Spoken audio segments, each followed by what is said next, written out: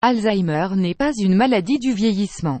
Pour le Dr Michael Nels, médecin et chercheur en génétique moléculaire, et auteur du best-seller « Guérir Alzheimer », il existe plusieurs indices qui montrent que la maladie d'Alzheimer n'est pas une maladie du vieillissement, mais du mode de vie.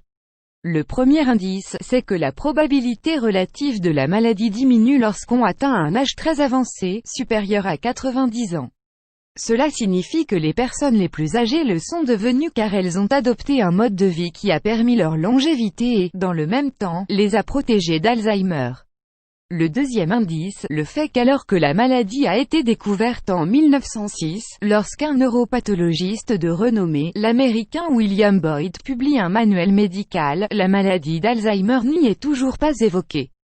Au cours de ces 50 dernières années, quelque chose a dû radicalement changer, qui explique pourquoi, aujourd'hui, cette maladie qu'on ne diagnostiquait pas ou très peu il y a encore quelques décennies, explose littéralement.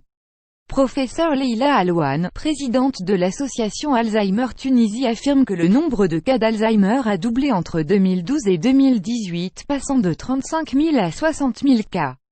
Troisième indice, les recherches culturelles, qui montrent que le risque d'Alzheimer, relativement faible dans certaines populations traditionnelles, augmentait radicalement lorsque ces populations adoptaient un mode de vie occidental. La maladie, par exemple, était très peu répandue au Japon jusqu'à la moitié du siècle dernier, puis en l'espace de seulement 20 ans, il a été multiplié par 7. Or au cours de la même période, la pyramide des âges n'a pas changé de manière aussi radicale. En cherchant à comprendre la raison de ce brusque changement, les chercheurs ont fait le constat que la hausse brutale de la maladie était corrélée au changement de mode de vie et à la disparition soudaine des habitudes traditionnelles. La maladie d'Alzheimer n'existe pas dans les tribus de chasseurs-cueilleurs qui ont conservé une alimentation et un mode de vie traditionnel, loin des toxines du monde moderne. Autre exemple, dans une étude sur des souris à qui on inocule le gène d'Alzheimer, les souris ne développent la maladie que si on leur impose un mode de vie contraire à leur nature, fondé sur un apport alimentaire important, une activité physique réduite, un manque de sommeil et une absence de contacts sociaux.